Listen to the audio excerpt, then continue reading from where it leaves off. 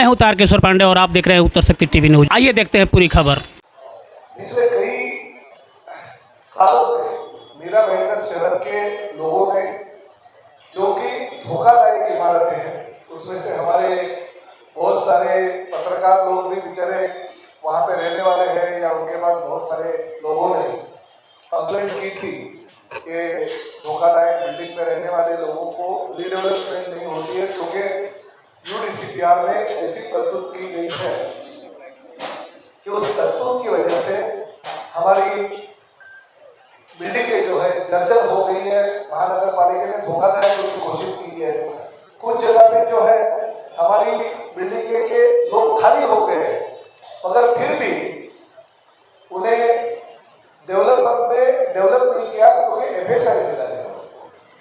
थाना में एक रूल है और रूल के हिसाब से जो भी रास्ते की चौड़ाई रहती है वो चौड़ाई पूरी नहीं है, कहाँ पे 9 मीटर नहीं है, कहाँ पे 12 मीटर नहीं है, उसकी वजह से वो एफएसआई कंज्यूम नहीं हो पा रहा था। इसलिए उनकी इमारतें अभी खाली थी या जर्जर होने के बावजूद भी वो डेवलप नहीं हो पाई थी। मैंने पिछले कई महीनों में कई बैठक ले ली है। नगर विकास मंत्री और राज्य के उप मुख्यमंत्री एकनाथ शिंदे जी के पास मैंने 3 बैठक लेने के बाद आखिरकार मीरा भाईंदर शहर के जनता को एकनाथ शिंदे साहब के माध्यम से न्याय मिल गया और राज्य शासन का ये जो जीआर है वो जीआर हमने निकाला और अभी मीरा भाईंदर शहर की धोखादायक और जर्जर इमारतें जो खाली हो गई या भविष्य में खाली करनी है, उनको राज्य शासन के यूडीसीपीआर के माध्यम से उनको अभी सहूलियत थाना के धरती पे मिल जाएगी। इसलिए उनका डेवलपमेंट अभी हो जाएगा। तो ये जीआर की कॉपी आपको दे देगा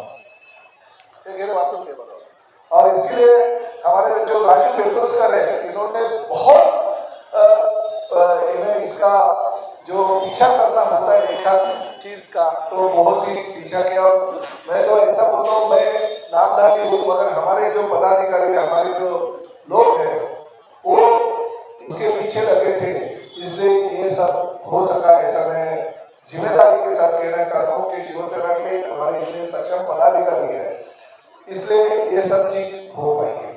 अरे आप लोग इधर एक उच्च आशीर्वाद।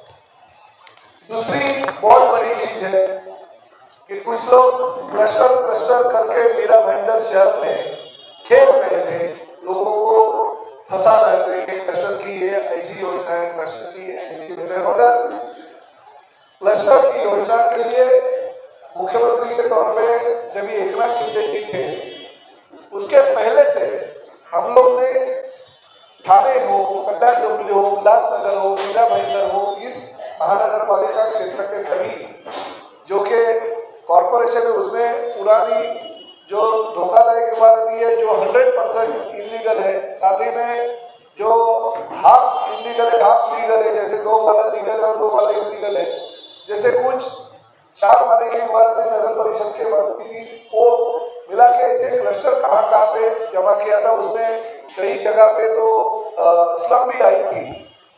तो भाईंदर पश्चिम के 60 फीट रोड पे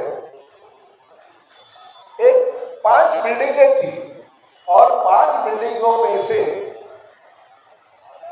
उनको क्लस्टर का नोटिफिकेशन आने की वजह से डेवलपमेंट को परमिशन नहीं मिली थी। उन्होंने अपनी बिल्डिंग के खाली करके दूसरी जगह पे रेंट से घर भी ले लिया था, मगर अभी तक करीबन कितनी कुटुंब होती है राजनीति 160 की 140 परिवार थे जो परिवार को क्लस्टर की ये नियमावली की वजह से घर नहीं मिल रहे थे।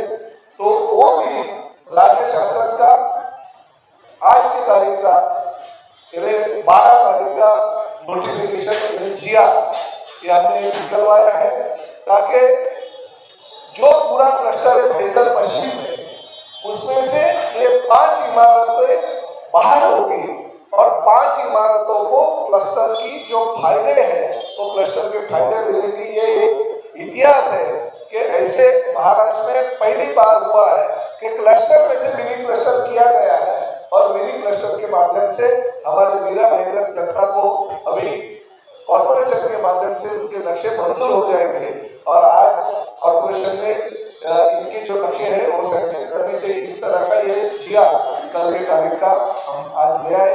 तो मीरा भाईंदर शहर के ये दो पिछले कई सालों से जो सवाल यहाँ पे पड़े थे, वो सवाल हमने अभी ये राज्य के नगर विकास डिपार्टमेंट के माध्यम से जो जीआर निकला, वो जीआर की कॉपी आप सभी लोगों को मिल जाएगी, ताकि आप लोगों तक पहुंचा देंगे। क्योंकि बहुत सारे लोग ऐसे हैं कि 5-5, 6-6 सालों से वो बेचारे अभी तक उनको क्लस्टर और धोखाधड़ी की वजह से अपनी इमारतें जर्जर होने के बावजूद भी डेवलप नहीं कर पाई। तो मीरा भाईंदर शहर की जनता के लिए एकनाथ शिंदे साहब के ओर से और मेरे ओर से ये ऐसे समझिए कि ये बहुत बड़ी सौगात है। और इसके बाद में आप अपनी इमारतें कहीं पे भी किसी भी डेवलपर को देके डेवलप कर सकते हैं।